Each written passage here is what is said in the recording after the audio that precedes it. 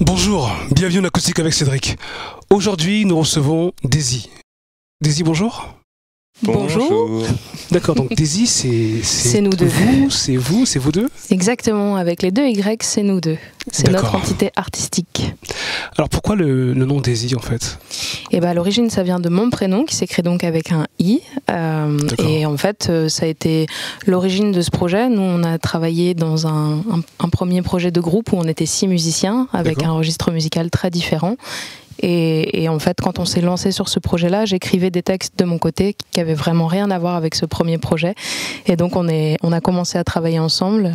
Léo a composé des choses, j'ai écrit des textes, puis on a commencé à co-composer ensemble. Et c'est devenu Daisy avec ces deux Y. D'accord, donc en fait, Daisy, c'est Léo et Daisy. Tout à fait. C'est ça.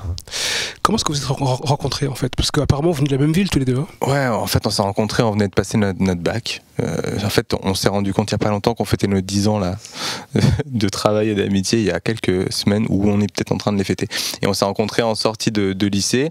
En fait, moi j'avais déjà ce groupe de lycée où je cherchais une chanteuse. Je suis tombé sur Daisy et plutôt je suis tombé après l'avoir entendu chanter, et à partir de là moi je lui ai proposé directement d'intégrer ce projet et donc on est parti sur cette aventure ensemble quoi, depuis 10 ans. Alors j'ai une question que je pose parfois, pas souvent mais parfois. Est-ce que vous préférez vendre beaucoup d'albums et ne pas réussir à remplir de salles, comme ça arrive parfois, ou l'inverse, remplir les salles mais ne pas vendre beaucoup d'albums? Alors je te répondrai de façon un petit peu... Mais non, parce qu'en fait c'est pas dur comme question, parce que si tu remplis des salles, tu vends des albums. Pas toujours. Ah non, il y a beaucoup de groupes de salsa, beaucoup de groupes de jazz qui remplissent ces salles, et en termes de vente d'albums, c'est pas... Je crois qu'on préfère la scène quand même. D'accord. Nous, on vient de la scène. Enfin, avant de poser ce premier album, en fait, on a fait vraiment beaucoup de scènes, et aussi beaucoup de musique de rue, ce qui nous a permis d'aller rencontrer le public dans un cadre très spécial finalement, puisque la rue, on est très proche des gens. Et en fait...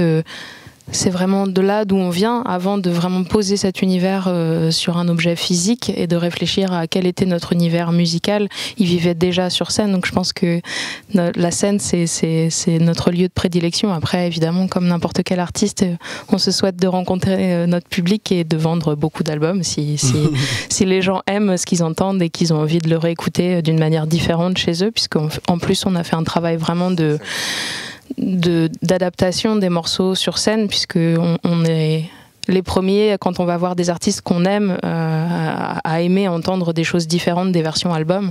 Je trouve que c'est vraiment un travail très différent sur la scène, et donc il y avait vraiment cette envie de différencier les deux, donc les gens auront l'occasion de découvrir les morceaux différemment sur album et sur scène. D'accord, mais justement c'est ce que j'apprécie avec vous, c'est que j'ai vu des vidéos de vous en live, piano-voix, guitare-voix, et ça sonne guitare-voix, piano-voix. En fait, il y a plein de chansons qui ont commencé par un piano ou un guitare-voix. Il y en a quelques-unes qu'on a d'abord arrangées, où il y avait déjà plusieurs chœurs par exemple, mais globalement toutes les chansons, les 16 titres de l'album ont commencé par un guitare-voix ou un piano-voix.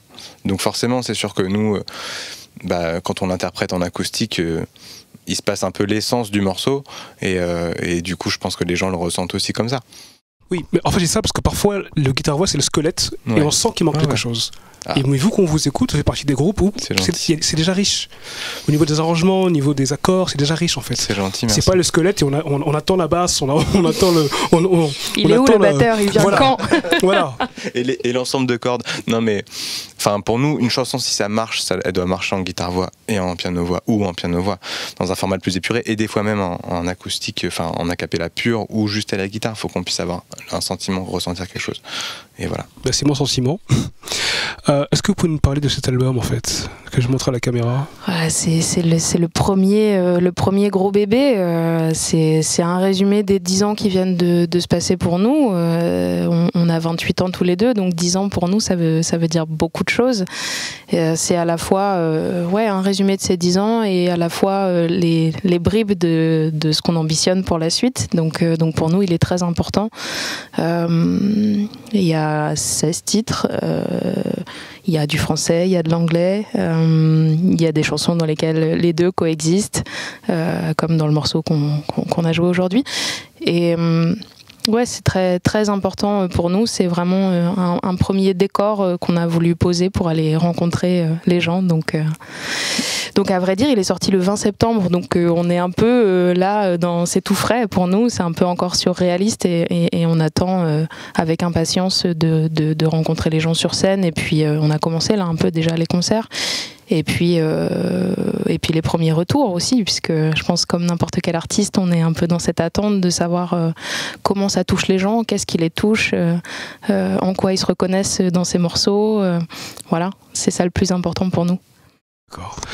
Alors maintenant les amis, vous allez écouter Daisy en live en acoustique avec Cédric. C'est beau, c'est frais, ça sonne bien, de belles harmonies, de beaux arpèges, en tout cas c'est propre, j'aime beaucoup. Daisy en live en acoustique avec Cédric.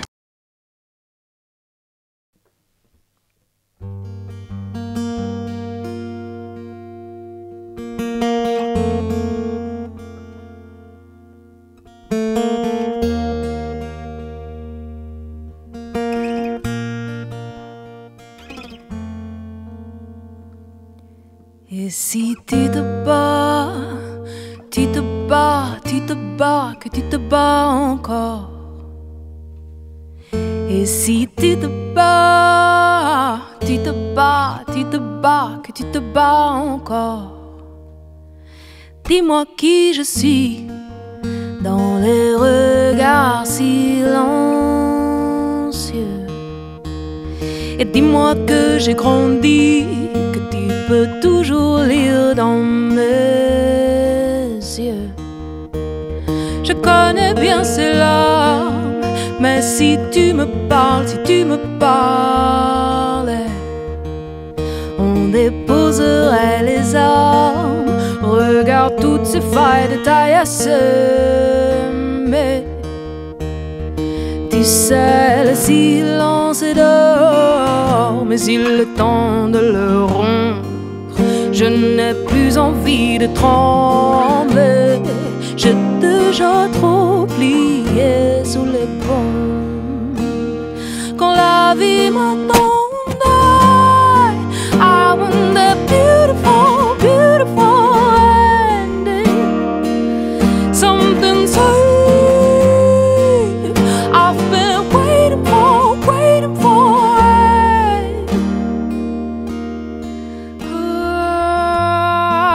Entre les vents, les orages, dans la quiétude d'un rivage, je retrouve le visage, celui de la force sous un ciel qui gronde. Et je ne veux plus jamais trembler quand la vie devient chaque seconde celle qui m'attendait. I want the beautiful, beautiful ending. Something sweet I've been waiting for, waiting for. Et si tu te bats, tu te bats, tu te bats, que tu te bats encore. Et si tu te bats, tu te bats, tu te bats, que tu te bats encore. I think I deserve it. I have this red light. I want the beautiful, beautiful ending. I think I deserve it. I have this red light. I've been waiting for, waiting for it. And I want the beautiful, beautiful ending. Something safe I've been waiting for, waiting for it. Oh.